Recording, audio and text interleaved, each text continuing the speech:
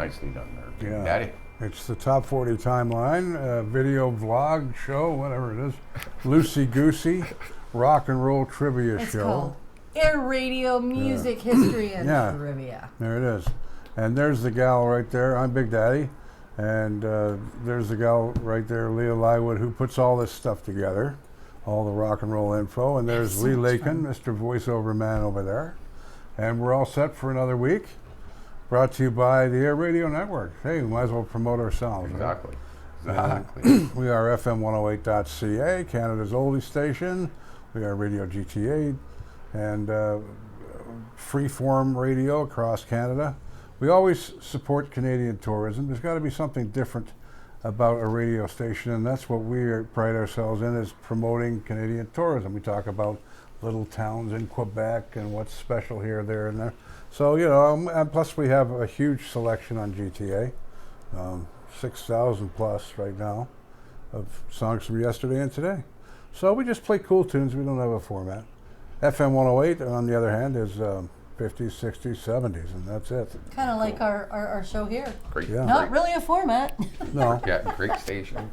And we want to say a big heartfelt out to the Darling family, and hopefully we'll find out what's going on with Glenn and get better, my friend. You know, he's basically the FM 108 dynasty man himself. Well, he's the godfather, Glenn Yeah. Darling, and his wife put a message up there on Facebook that's left us all kind of hanging, but Yeah. we know he's in hospice, and we don't know if he's passed yet. But our thoughts are definitely with the family, and if it wasn't for Glenn, we wouldn't have FM108.ca. So And There you you go. know, after his passing, we're going to leave him exactly where he was. absolutely, With let his legacy family's carry blessing. on. With his family's blessing, he'll live on forever, or at least until I croak when the station shuts. But who knows? I mean, maybe one of the big corporations will own us by then, or something. Who knows? No, you just have to train someone to take over what you do, Yeah, but that's that's a whole other discussion. Yeah, Hard that's an thing to off-air find. discussion. Why don't you take the first story about the tragically hip? I most can. So, a little tidbit from this week. This was a tragically hip song, The Wheat Kings, as was late breaking as a story on CBC at one time. And Nation whispers, we always knew that he'd go free.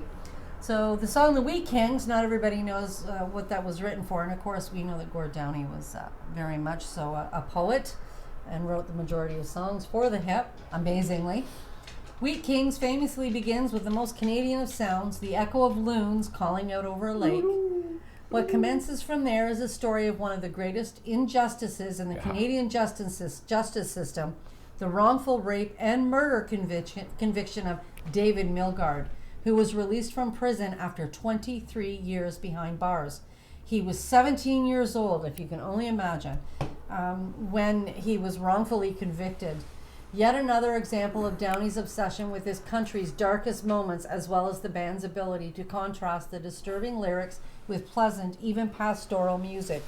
A song an untold number of Canadians have probably sang around the campfire, but one that will never sound the same after knowing the true story underneath it. Yeah, You can always tell when a tragically hip song comes on the radio. It's I've played it many times with many bands, and every single time I think of that David Milgaard story. It's just because and it was so cool to have a musician or musicians like those guys bring it to light, so people do understand that we do have some injustices in this country that need to be rectified. It's almost like a tribute to David Milgaard, who had to go through what he went through, unfortunately. So, yeah. All right, another tidbit this week in music history. Bob Dylan's Like a Rolling Stone is considered by most to be the greatest song in classic rock because it was the first song to break the 3-minute limit that FM radio had.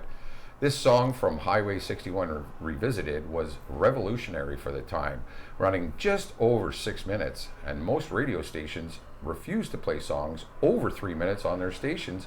But due to the intense popularity of the song, so many of the radio station's followers were calling and requesting the song that they had no choice but to play it as well. So remember, thank Bob Dylan for every song you hear on the radio nowadays that is longer than 3 minutes long. Yeah. Well, it's gone the other way now again. It's all the new songs now are 2.5 minutes long, 3 minutes, because the attention span for it people. is technology of everything. But there was a huge period in there where you get 4 or 5 minutes long. Lion Eyes, the album version is 6 minutes long. You know what I mean? But how can you not play Lion Eyes? Yeah. But a lot of stations play the edited version, which I don't believe in. I agree. I just want to give you guys a heads up too. There's a lot of stuff now. I've narrowed down the amount per day, but in place of it is a little longer things, a little more informative stuff. So. Okay, born today. Here we go. Ronnie Van Zant, and this is January 15th in history. Ronnie Van Zant was born on January 15th, 1948, in Jacksonville, Florida. He was the oldest son of 6 children, 3 sisters, 2 brothers, musicians Donnie and Johnny. And Ronnie attended Lee High School in Jacksonville with fellow band members Gary Rossington and Alan Collins, Rossington Collins Band.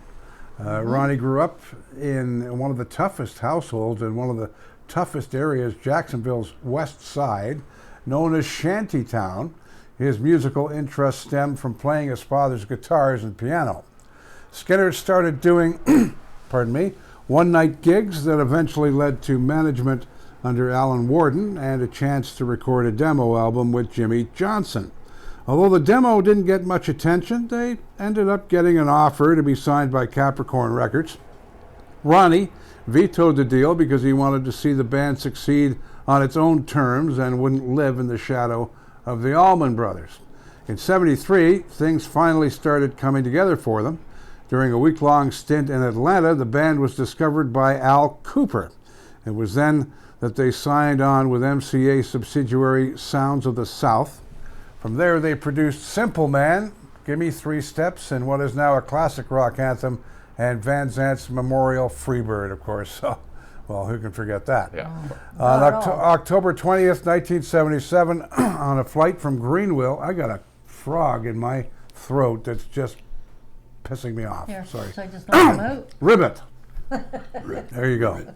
All right, so on October 20th, 1977, on a flight from Greenville, South Carolina to Baton Rouge, Louisiana, a tragedy that shook the nation occurred. At 6:42 p.m., the pilots of the chartered Convair 240 airplane radioed that they were dangerously low on fuel. Well, less than 10 minutes later, they crashed into a dense thicket in the middle of the swamp near Gillsburg, Mississippi. The crash took the lives of guitarist Steve Gaines, vocalist Cassie Gaines, road manager Dean Kilpatrick, and of course, Ronnie Van Zant. I just did too, actually. Yeah. The only other one that does that to me is the helicopter crash of Stevie Ray Vaughan. Well, I was on the air the night that Rick Nelson went down New Year's Eve, and I'll never forget that. But you remember when you're on the air. I remember where I was when John Lennon was shot. Well, it's funny because anytime anything happens to any of the musicians we've followed over the years, even now, they become like family. You have so many memories through their music that it's like they're part of your family. So when something happens, you can't help but go into that heart place. I was watching Monday Night Football, just a regular Monday night, and Howard Cosell come on and said John Lennon's been shot to death. Couldn't believe it. Yeah. Couldn't believe it. So 1961, the Supremes signed with Motown Records along with Mary Wilson, Diana Ross, and Florence Ballard. There is a 4th member, Barbara Martin, who leaves a year later. All except Martin are under 18 years old. Diana Ross at the time was only 16, and need parental consent, which is granted after label boss Berry Gordy and his sister Esther went over their parents. I'll do the next one. 1974 with 50s nostalgia, trending Happy Days premieres on ABC with Rock Around the Clock as its theme song. I love that show. Oh, God, yeah. I love Such that a popular show. 2018, gospel star Edwin Hawkins dies of pancreatic cancer at age 74. With his Northern California State Youth Choir, he recorded an album at his church to raise money to send them on a trip. When the radio station KSAN got a copy, they started playing Oh Happy Day, a hymn he arranged. This led to a record deal. The choir was renamed the Edwin Hawkins Singers, and the song became the first traditional gospel tune to become a pop hit, reaching number 4 in America and number 2 in the UK. That was all over Top 40 radio, him. Oh, it was. I remember well. All right, jumping into a couple of tidbits here. Pink Floyd's Money has the first curse word that was regularly played on radio. Dark Side of the Moon is famous for multiple other things besides its profanity. Whether or not you considered it to be the greatest album of all time, which most did, the line, "Don't give me that no good, goody, good bullshit," revolutionized the music industry because it was the first song to be regularly played without being censored. John Lennon's Working Class Hero did drop the F-bomb, but it was censored on radio play, so it doesn't count. So remember, thank Roger Waters for all the rap songs that talk about fucking bitches nowadays. Because of him, they can say these things on the radio. I must admit, when I'm programming our radio stations, I do take the edited version over the. I'm old school. But you know what? You also got to take everybody into consideration. And then you've got to remember what Jim Morrison said, and who am I to cut up somebody's work, right? March '68, Jim Morrison of the Doors joined Jimi Hendrix on stage for a jam at the Scene Club in New York City. This week in music history.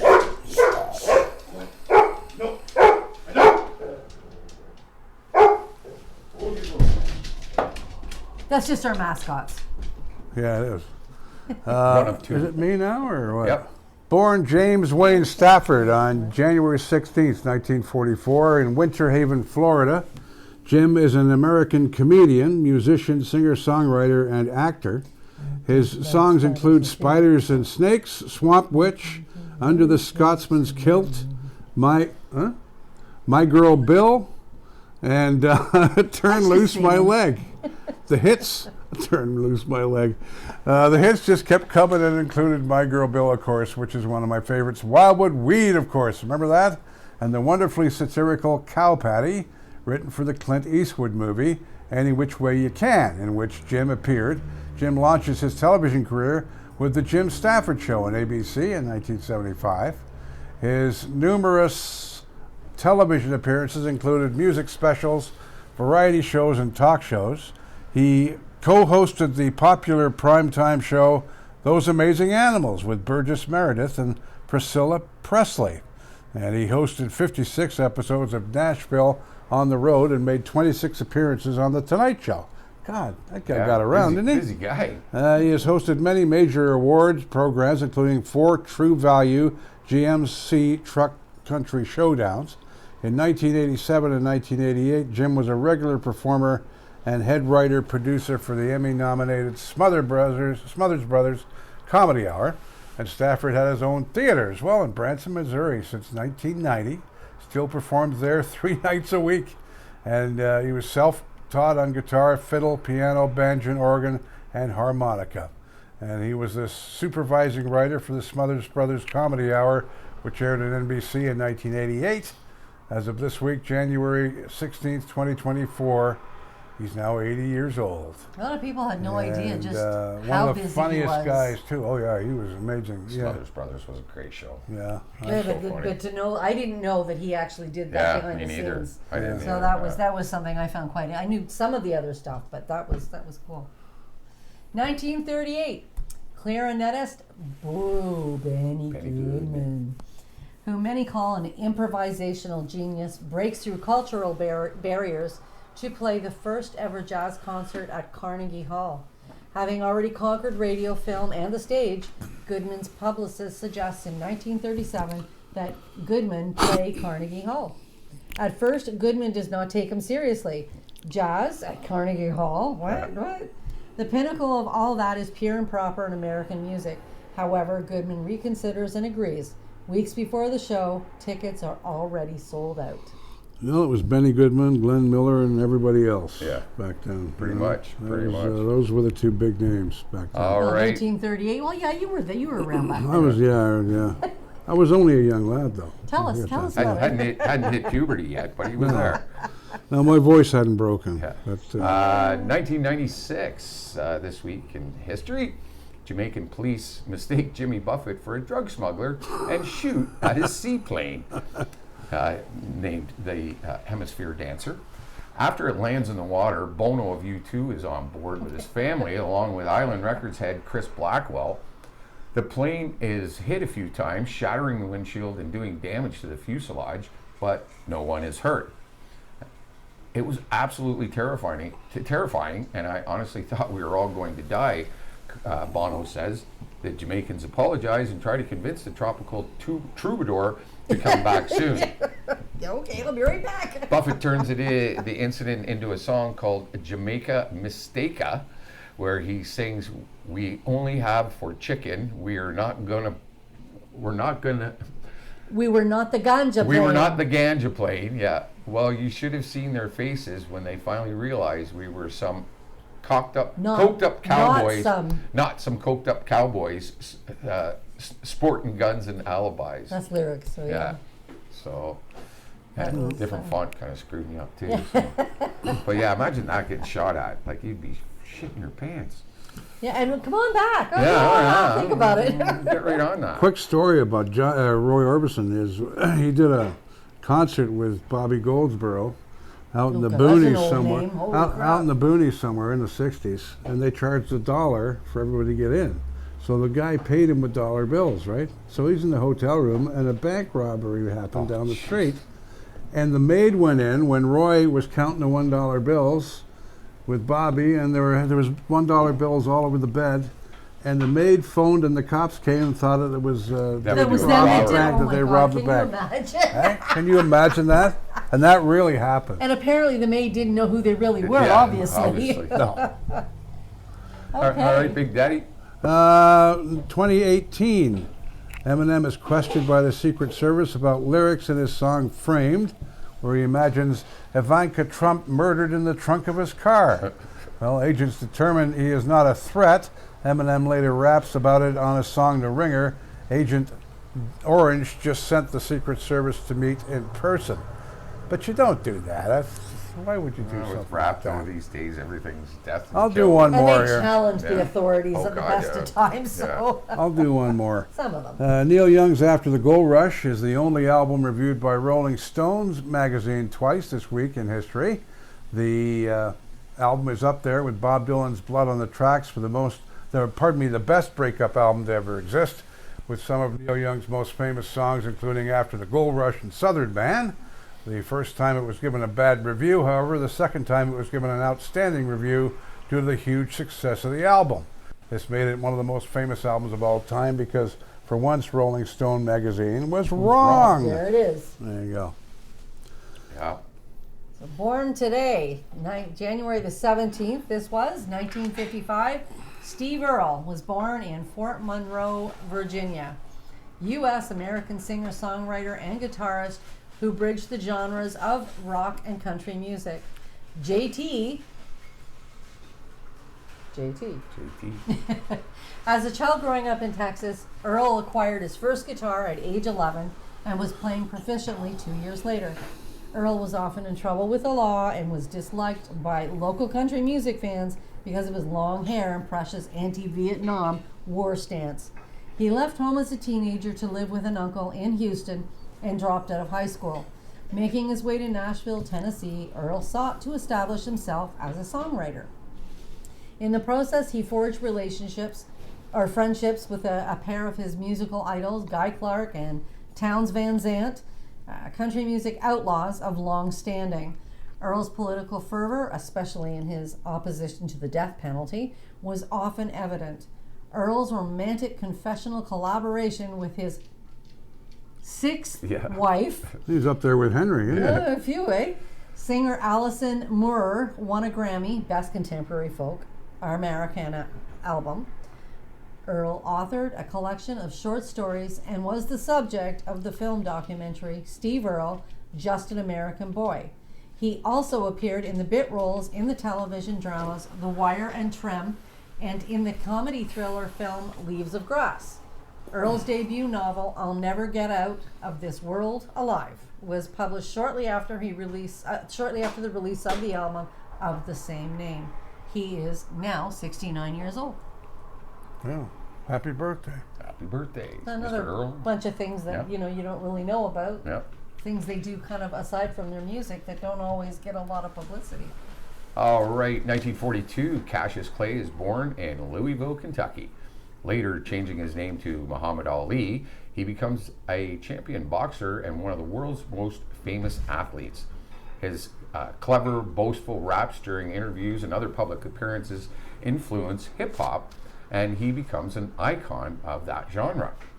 He's also one of the first athletes to make music. His cover of Stand By Me is a minor hit in 1964. You remember that song by Johnny Wakelin? Black Superman?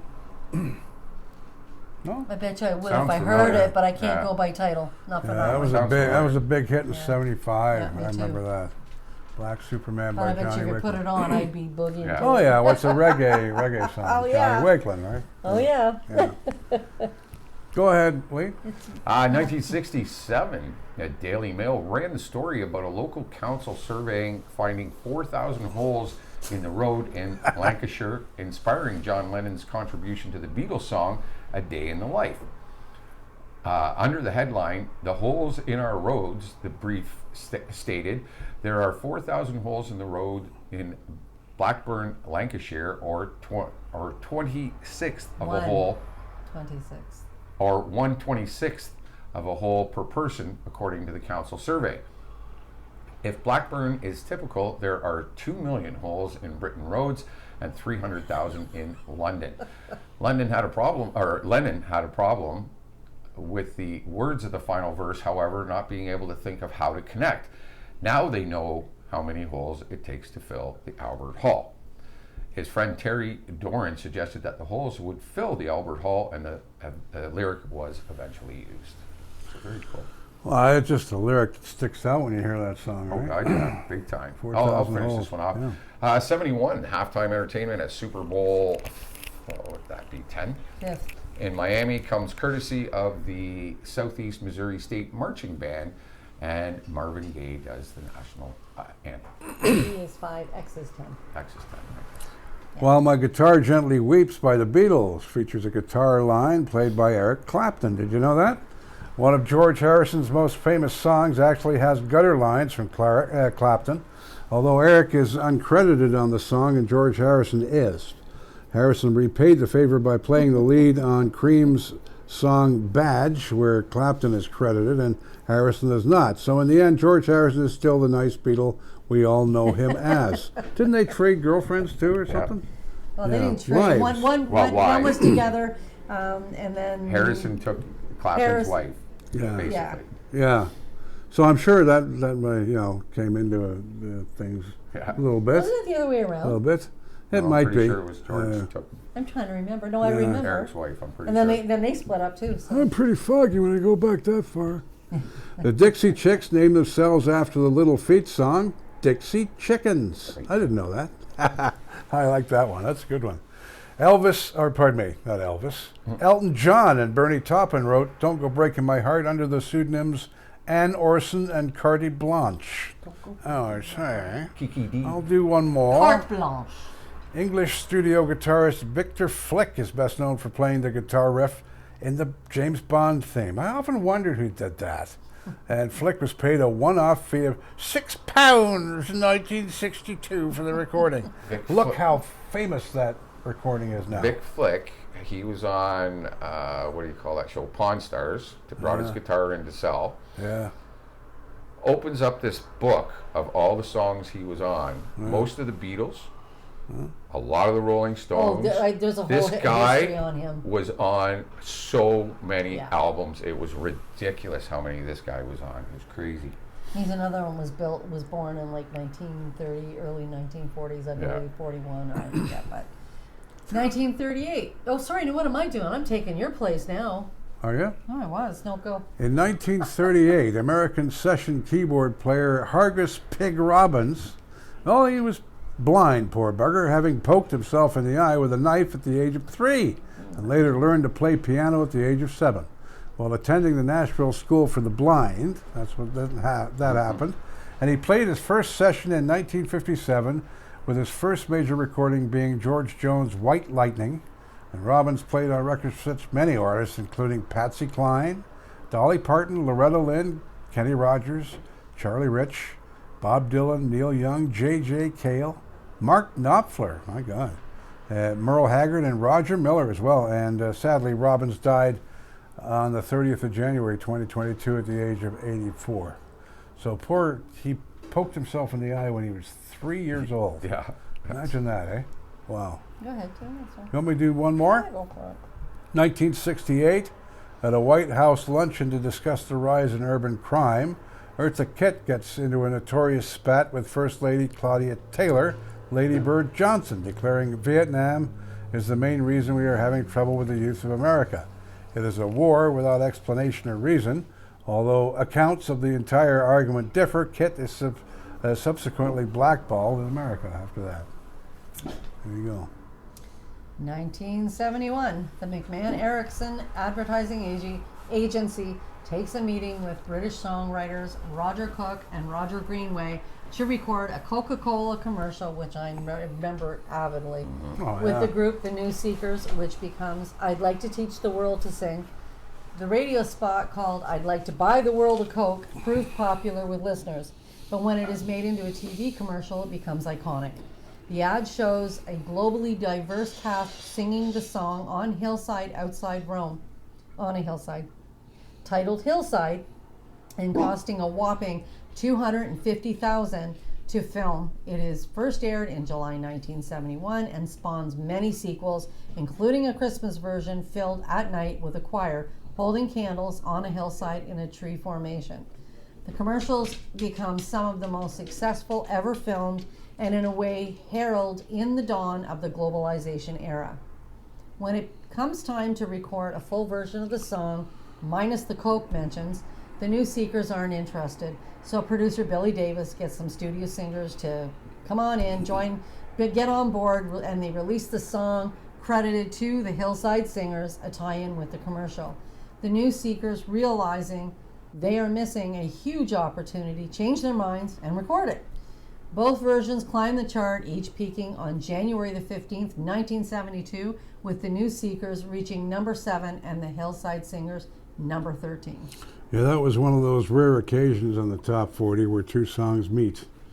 Yeah, it's happened a few times. I remember that. That was actually, I think back then it became one of those overplayed because it was just so rampant on TV. It was everywhere. You know? Yeah, it was everywhere.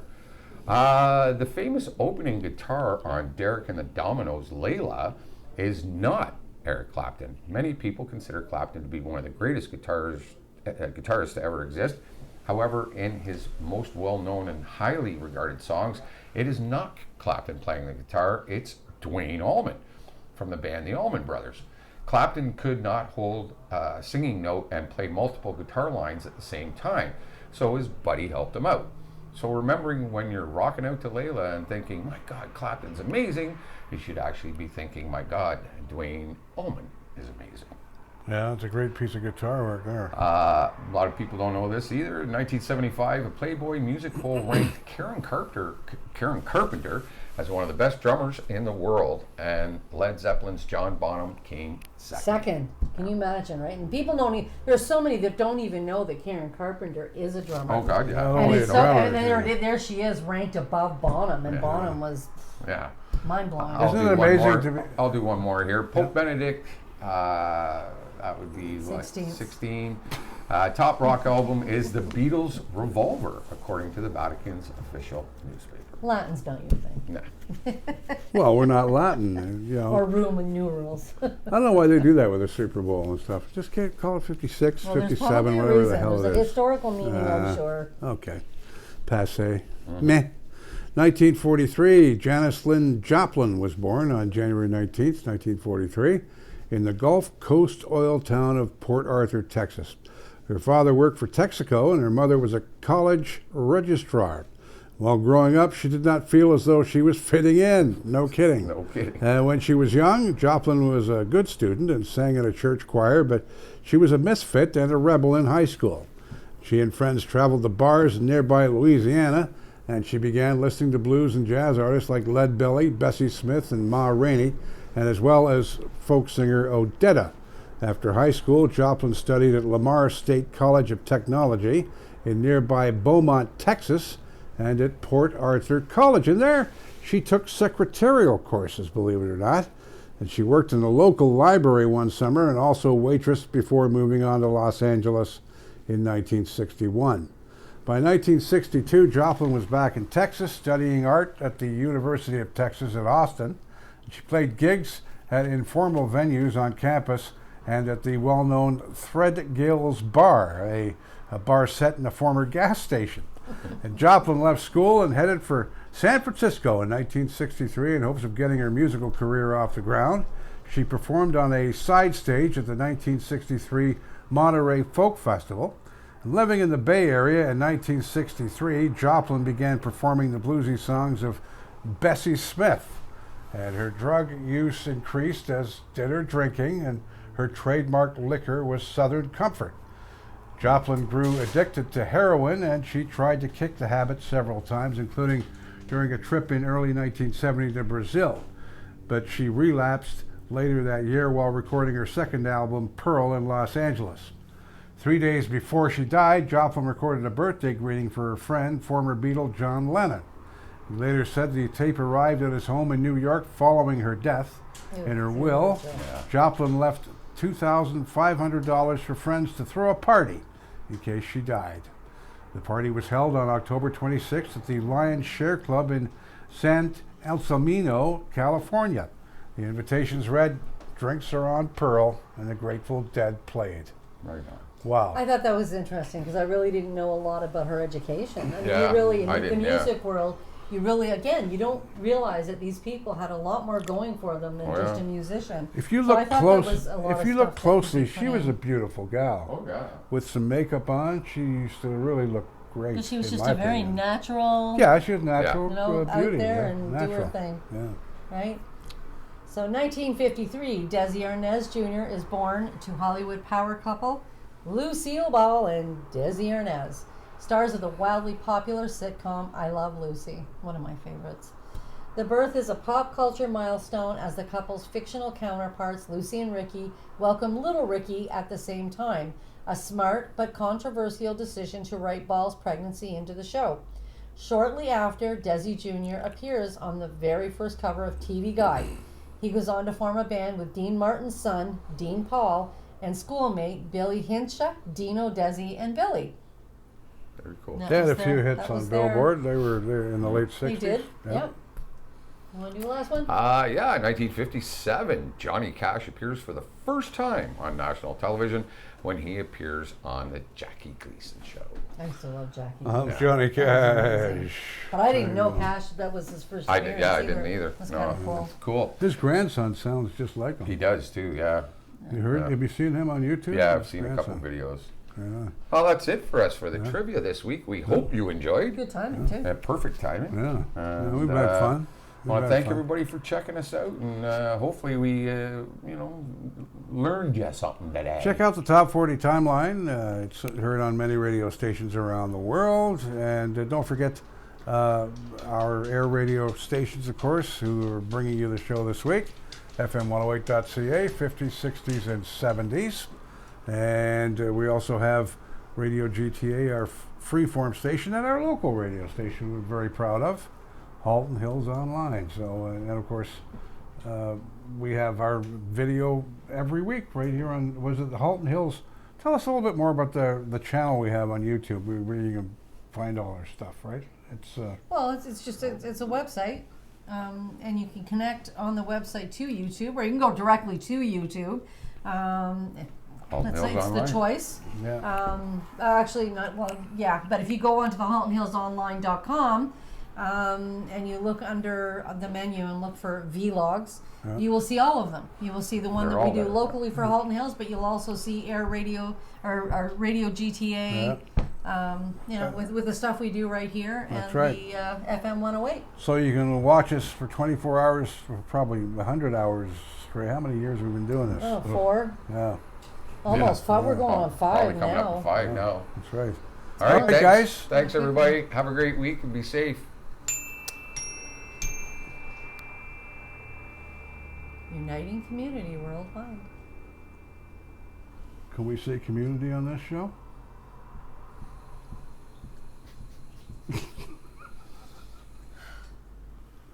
See you next week, folks. She's gonna hit me with it. Oh! Yeah, you saw that.